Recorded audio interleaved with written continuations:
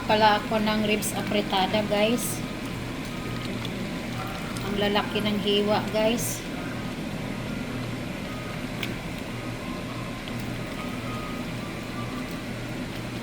Timplado na yan siya.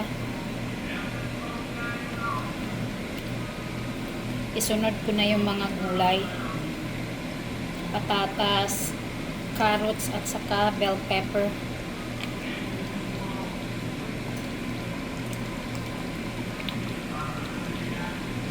Lagay na natin ang patatas, guys. Ang carrots.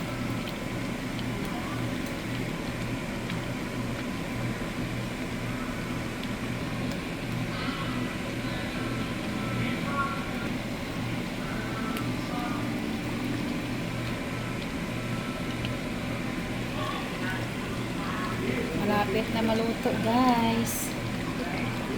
Ang lalaki ng ribs, guys. Sobrang malaman.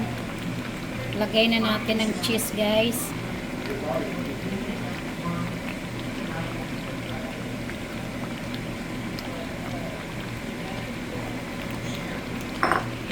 Ayan, guys. Creamy apretada na to, guys. Ipamelt lang natin tong cheese, guys. So, pwede na. Okay na, guys. Nakakalambot.